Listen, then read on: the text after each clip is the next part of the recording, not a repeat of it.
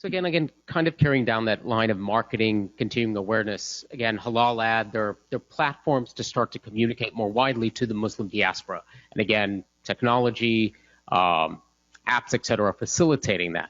But how about again, throughout the day we heard that there was a potential USP to the non-Muslim consumer to interact with Islamic finance.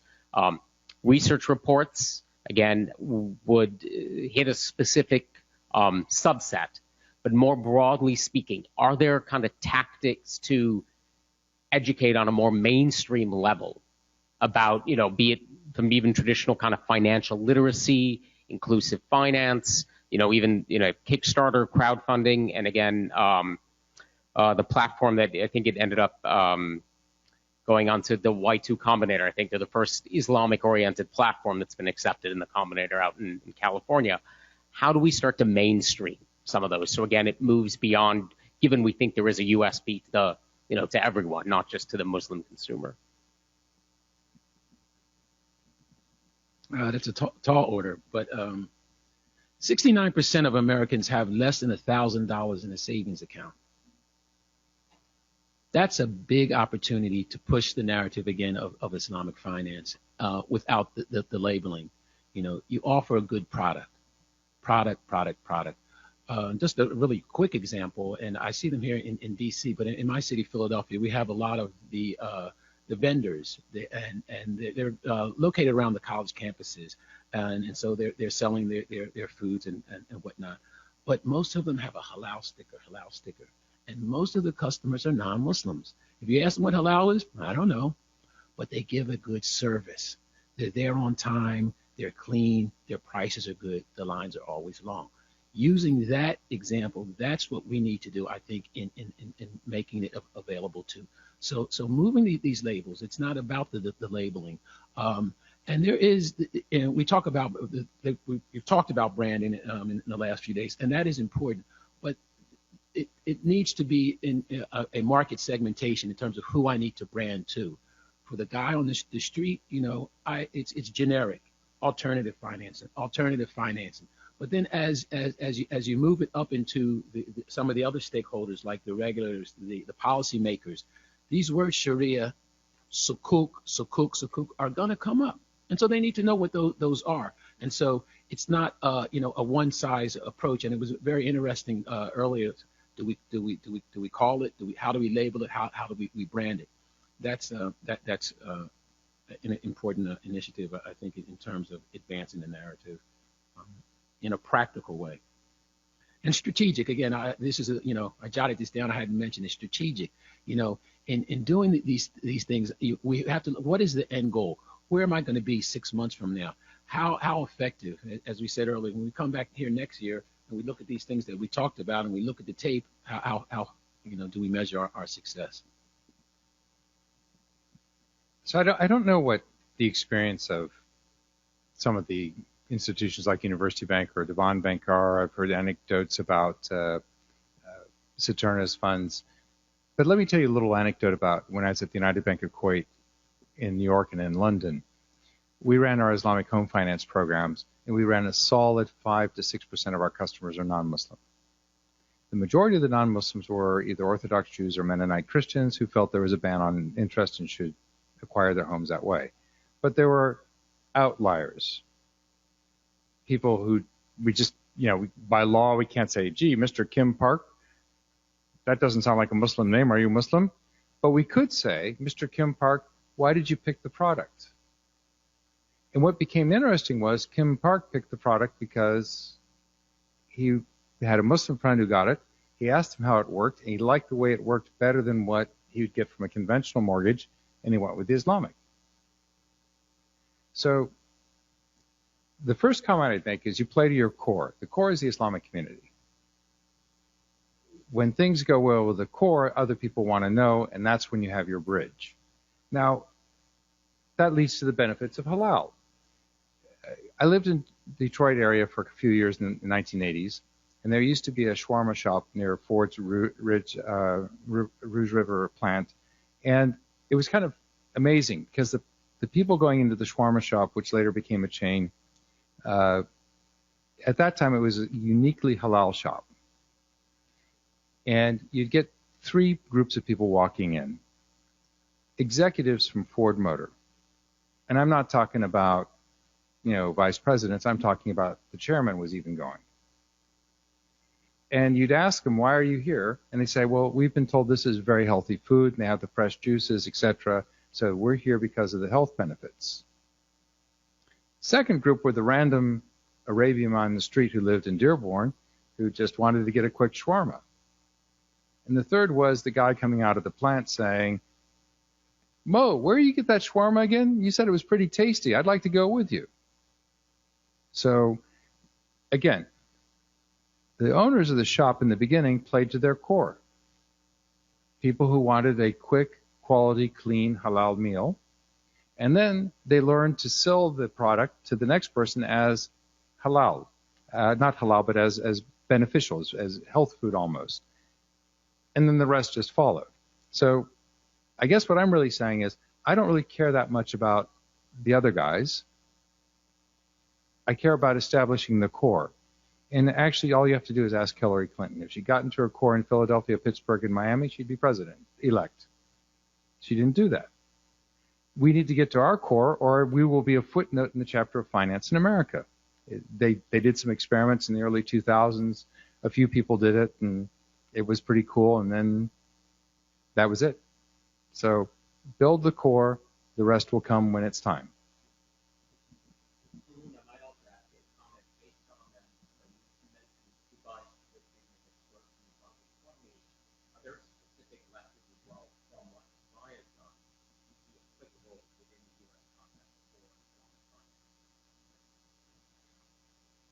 Well, I may start with the Dubai example, actually. I think what Dubai has done is, it's very ambitious when they try to set out to be the capital of the Islamic economy. Obviously, the Islamic economy is, by its very nature, there's multiple key players and they all have their own strengths. I think one of the key things that was done, and I picked the halal food as an example, is highlighting the success stories where the focus has actually not been the Muslim consumer. And, one example I can give is Saffron Road. It's one of the fastest growing organic brands in North America. And its revenues are soon to be exceeding $100 million. And they started in, I think, in 2010. And they did that by focusing on the broader organic proposition. So the CEO, he says 80% of his customers are actually non-Muslims. That's a case study, but I think that the broader movement of the Islamic economy is that it's not just for Muslims. The benefits accrue to a broader set of consumers who have varying needs. I think I broke it. Oh, sorry, fine. So how does this apply to Islamic finance? What are the touch points that you can say are broader values based? Well, one of those is just the stability that it brings. It's not just a purely speculative. This contract based, it's asset based, and I think highlighting those benefits will bring in a number of mainstream players who access those markets. The connectivity between the US and the rest of the world, in particular the Islamic world, having access to sovereign wealth is a critical benefit of actually leveraging Islamic finance. I also think that touching upon causes, whether social impact, such as social impact, touching upon causes that matter to people, and using some of the crowdfunding platforms for that purpose, such as LaunchGood, can help to appeal to a broader range of consumers, people who want to give for a good cause, people who want to invest and have a good impact at the same time. There's a lot of the crowdfunding platforms that have the opportunity and will enable appealing to a much broader customer base, not just Muslims. questions, comments from the audience? Marika?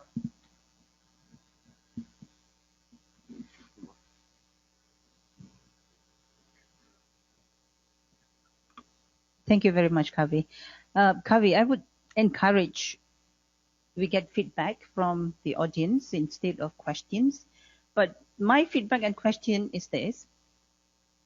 Drake University has presented the research, and they have made recommendations based on infrastructure, based on talent, political willpower, and infrastructure as a bottom up. There were many projects that was brought up as an actionable items, and there was many ideas here that comes from this panel as well. The $1 million question is, who is going to lead for this Islamic capital market master plan, the 5 years master plan in United States? We need people who are fully committed with energy, thought leaders with force.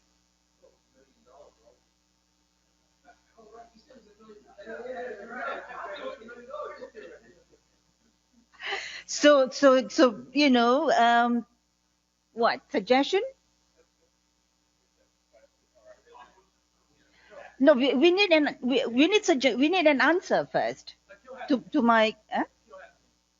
Somebody has an answer for this? We need to form a task force. I mean, assuming Kavi, as Beton Global LLC lead, for example, he would need a team, right? You would need people to lobby up there. At the same time, you would have to work on some work program for the next 5 years for bottom up. Although I'm mentioning Kavi as an example for someone who could lead, is he someone that you're agreeable to lead? Not that he has done the research and everything else, and then form a task force. We have to start forming a task force, a leadership, a steering committee. Somebody from this whole audience has got to volunteer and come up with this. Well, you have some right actionable items. What is? No, I agree. But Lena has a question. Yeah, let's hear Lena. No, none of them are. All done. So. Yeah.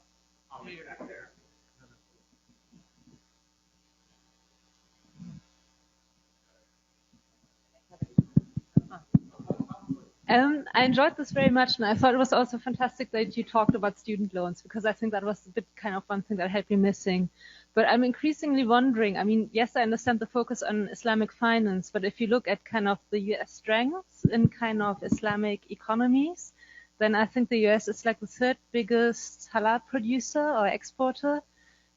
So what's about the kind of integration of finance, halal food, pharmaceuticals, increasingly modest fashion, and so on. So in terms of increasing the appeal of Islamic finance, wouldn't it make sense to kind of try to develop more synergies as well? Thank you.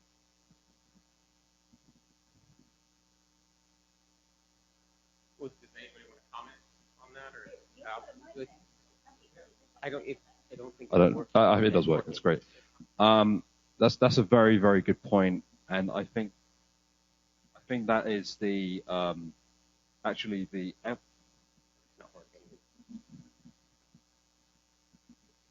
I think actually that is a key area that it's in our standard in our annual report we keep recommending is the increasing convergence, and empirically we are seeing it now.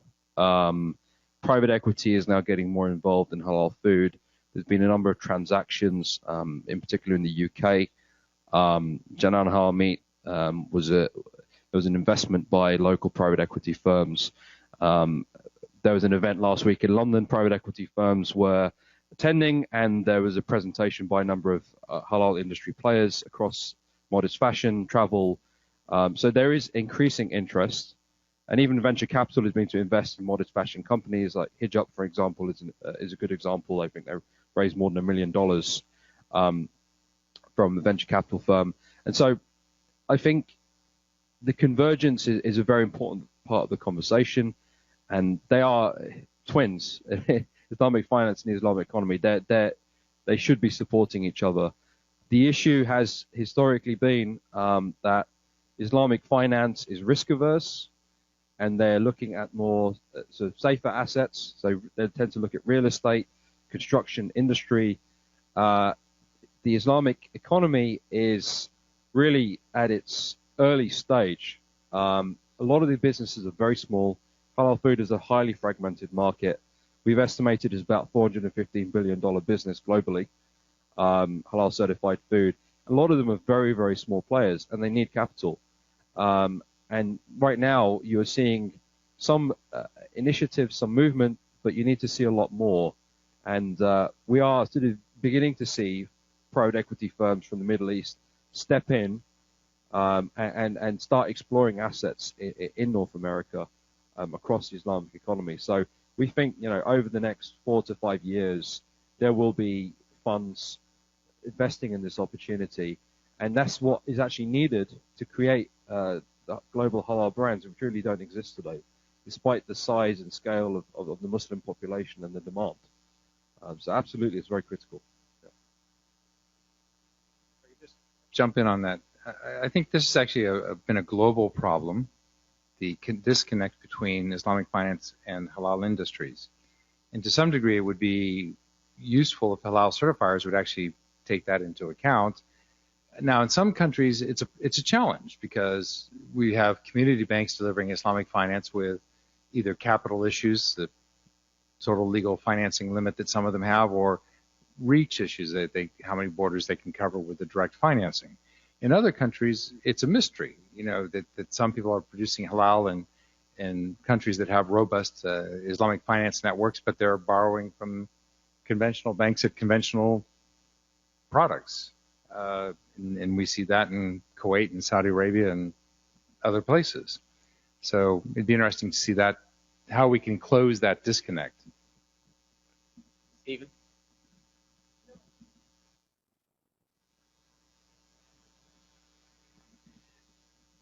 So I believe that there's a need for some kind of a collaborative vehicle to kickstart the U.S. financial services market and Islamic finance. Noripa calls it a SPV, special purpose vehicle. You can call whatever you want, okay? The real question is, what should the structure or charter of that entity be, right? Because if it's just purely a pool of money, it's not as effective as if it has a structure, because it can do more if it has a structure. So I've given a lot of deep thought. I mean, I've been in this industry 14 years, given a lot of deep thought to this. It is clearly not a bank.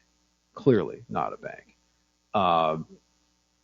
So, what should it be? Well, in my opinion, it should either be a real estate investment trust, a REIT, that's listed and publicly traded. Maybe not in the United States, actually, but, best in the United States. Or an insurance company, a takaful. So I think the structure should be either, a REIT or a takaful. But I don't think that it's possible to create such a thing. Like, I've looked around for a long time to find, one investor who do that. I don't think that exists. Maybe I haven't found them yet. I don't know. But I think maybe if we all pool all of our contacts and resources and institutional, Rolodexes together, maybe we could actually get the critical mass to kickstart that off, to actually do it. Yeah. Well, if that's the mission, I'm all in favor of that. I mean, I'll work on that every day of the week. Okay. But if the mission is education, or, don't get me wrong. I mean, those things are all important, right? But when you have, like, if we were successful in getting the SPV off the ground, REIT or TCOP, whatever you want to call it, it would ultimately attract so much capital and have so much assets, right, that it would be able to have a charitable arm with, a percentage of its profits that would fund all those things and more, okay, just with its petty cash, because it would be hugely financially successful, in my opinion, right? So you could do all the soft things that you'd want to do just with the money left over every year that you didn't want to use for growing the business or paying some profit sharing or something, right? Anyway, those are my thoughts. Here, Nick.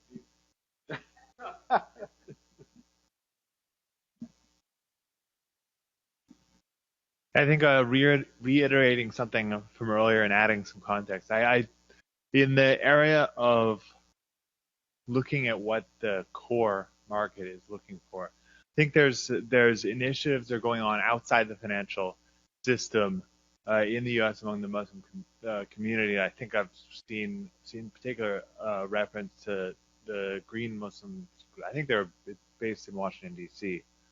So they're looking for green financing, eco upgrades for mosques, these types of things. I know that some of the Islamic banks in the U.S. are funding these, but it's not a visible forward-facing part of their business of how they reach out.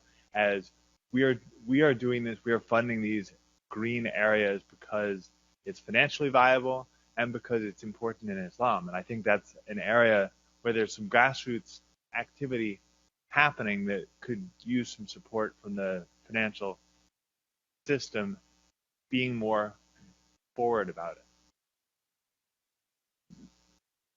Thanks. And then before turning it over to Noripa for her closing comments, I'm going to ask the panelists each to make some. Yeah, I just wanted to follow on what Blake said on some, community efforts, and those are happening. As Noripa said, we still need to have someone who's, taking this initiative and leading the charge. But I think one of the low-hanging fruits is trying to collaborate with groups that are already doing things right in this area, outside of. We're in Washington, Prince George's County. Prince George's County Muslim Council is a group, a mosque-based group, and they, I don't know if it's a regular basis, but they've had Islamic finance seminars. They had one in July that we attended it and came down, and oversubscribed, to use the Sukuk word. It was oversubscribed in that the scholar who was there, asset manager, talked about it, and he gave a lot of background on the details. Most of the people there stayed to the end because they wanted to know, well, what do I do about my mortgage? What do I do about my mortgage? What do I do about my mortgage? So, taking advantage of these groups that already exist. Before the election, last Friday, I was in the mosque, and after the Friday prayer, one of the local politicians came up, and he said, I'm going to make sure that you guys get out there to vote. He didn't say pull the Democratic ticket. He didn't say vote for me. But the point that he was making was that, I understand that I have these constituents. I looked online, he has about 250,000 constituents, and so taking advantage of the low-hanging fruit. These things are happening on the local level. I guess I don't have an answer to Noripa's question, who should take the charge on this. But and the whole idea with the stakeholder collaboration is that Right, Nick said, or because Ranzini said he'd take. We have academics. I read Drake's paper about the how great funds were doing in the Muslim countries during Ramadan, and then I went down a few pages and I said, oh, this is actuarial stuff. Look at all these equations. Look at all of this, So the academics have their piece, and the other stakeholders. But the whole idea with the collaboration is that no one person has the right answer, and to say, well, it needs to be done this way, and so you have to be willing to give up some of your ego to push it forward. But again, the low-hanging fruit, these partnerships, if we can identify these groups that are doing things in a successful basis, to start there and get some traction and get some traction and get it moving that way.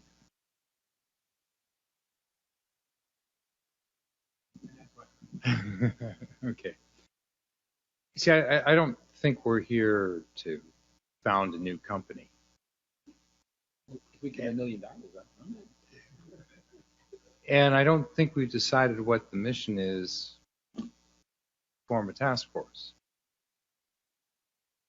So I think those people would like to establish a new Takaful company or a new REIT or whatever it might be. They'll meet and they'll do their thing. And it'll be just like it is with the community banks active in the market today. Each one will have his style or her style, and they'll do their thing or they won't do their thing. Or they'll do it, but not together. But I think it's really important to try to figure out what it is we'd like to get out of this. And so when Norpa says, well, who will take the lead? I still have to say, what's the mission? What's the objective? So I said my piece of what I think we ought to do. If that's not it, I'm not the guy that should be taking the lead. I'm probably not the guy who should take the lead anyway. But I think that really is critical. What's the mission? why don't we open it up online and say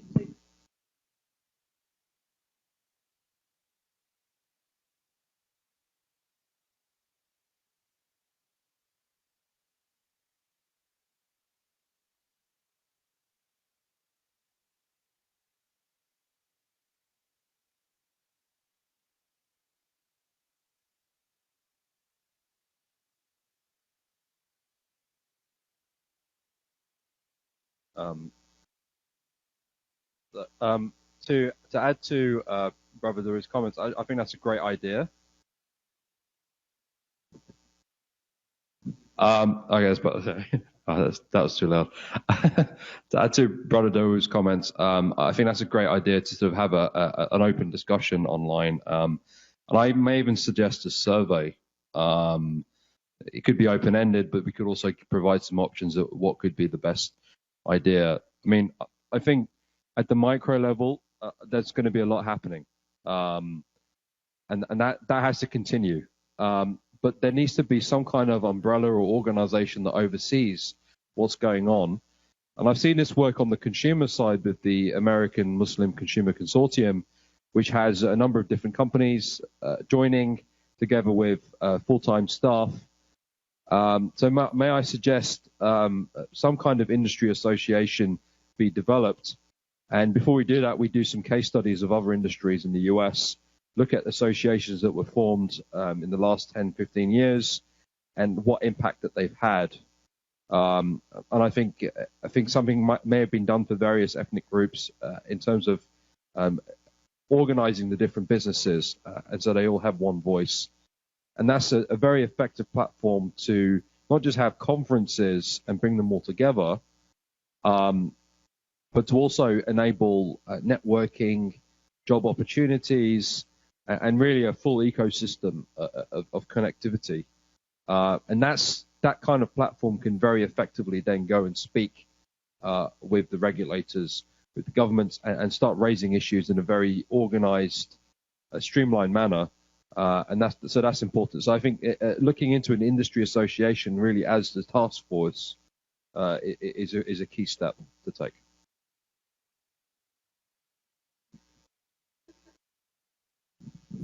Thank you very much. The reason I'm sitting here is because I need to do a conclusion to this whole day of us being holed inside here. There's so much of things happening outside, but we have been so engrossed with our own discussion.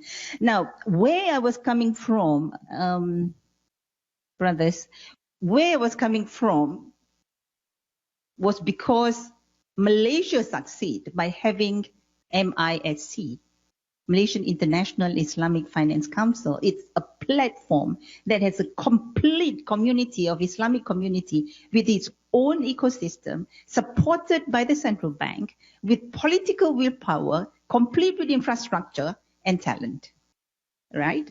But that is not what I'm looking at, because it's not going to happen here in Malaysia.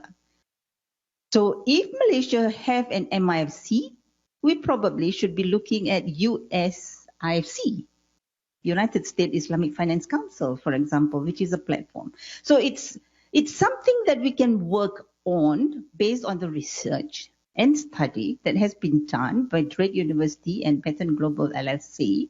And together with that, in conclusion, I have actually listed 17 action points, observation, hanging fruits, and traction that has to come along with it. One, just very quick, I'll just read what I have. One was on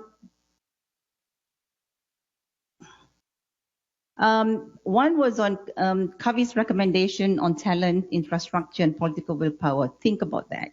Number two, with that recommendation, I think we need to think through what he suggested, the ability to quantify cost versus benefit to driving this whole agenda. Number three, we realize there's this whole context of anti-Sharia, and Stephen Ranzini said this is really ridiculous, supported by Brother Kadir Thomas and everybody else, and Michael the lawyer, because the state law has got no concern on Sharia. So I think that is very, very important takeaway for us to start progressing on something that is bottom up without any barriers. Number four, there was this call to bring the companies to do infrastructure first in Malaysia, in US, and then only be financed through Sukuk. Number five, there was this statement that US is a safe haven, and there's a lot of money coming from GCC into the United States now because of so much volatility. So the challenge is how are we going to attract that money? And my thought was to link Islam when he mentioned open up an Islamic private banking or private wealth. And there was this statement that US is value neutral. And if we don't proceed with Islamic finance, there is London who's going to take over New York as a financial center, and the Wall Street would probably not like that. And there was a suggestion to do PPP. We should channel this infrastructure for a start into canals and highway, or power or energy for a start. Number 9, we should quit branding this as Islamic. I think it's a common agreement. The word Islamic and Sharia, even Stephen Ranzini had from the press, he had landed himself into some legal challenge. So we might want to use the word, what word? Alternative, or, social. Number 10, is the same. Be careful with the word Sharia and Sukuk. Number 11, US already has a developed bond market, so surely we can have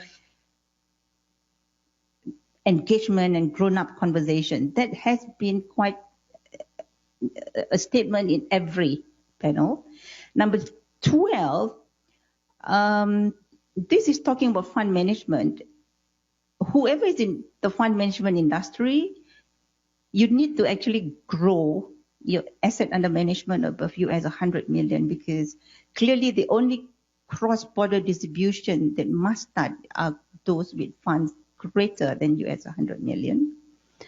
And Professor Kabir, I thought it was really interesting, and we should take them up. From a curriculum standpoint, there is zero Islamic finance in the United States. So he said to create that interest is to create it at bottom up, at the student level. And I thought that was something we should see as a hanging fruit. Number 14 is the mapping of the collaboration between Malaysia and US. And there were 4 mapping that was given by Securities Commission. And I thought that was good, because he talked about mapping the SRI, doing a joint development with some universities, issuance of Sukuk, and leveraging on the ASEAN Gateway. Number 14, we talk about thought leadership, so that is covered. Number 15, interesting, Sharia scholarship. something to think about. 16th, I just find out that the cost of doing all this consumer small halal thingy and all those is actually very small. So it is something which we probably need to input into a research and think about. Number 17 is the release of reports suggested from this panel by Brother Kade as well. I mean, the whole panel was talking about release of report and the benefits and actually use it as education and engagement. And number 18, interesting, I think it is really good. We must have a mission, which I think the mission in a way was clear that we want to have a blueprint, a master plan. Securities Commission Malaysia works with blueprint, works with master plan. 5 years is the shortest, 10 years is the average. So I'm actually not reinventing the wheel. That has been proven successful. And I think we should do that, in which case Kavi has actually started that. But we must take it on, as suggested by Brother Dawud, online, the mission, brainstorming online, and also the suggestion to do a survey on it as well. That's on number 19.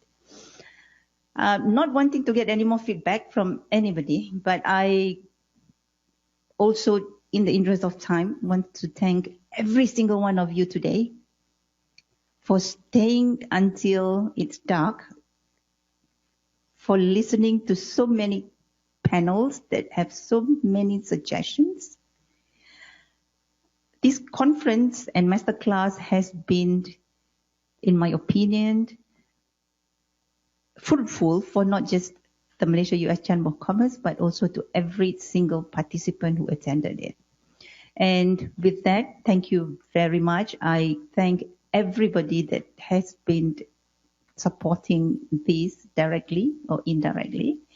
And last but not least, please fill in the evaluation form, because we need to put some verbatim on our website on your comments. So that would be nice. Put your name and we can put that verbatim and we know that comes from who, and it will be on our website.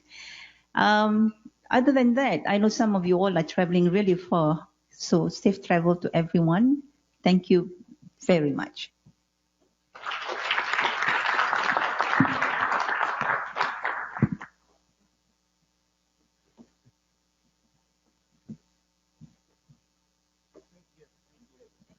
I know you're glad it's over now, right? Okay.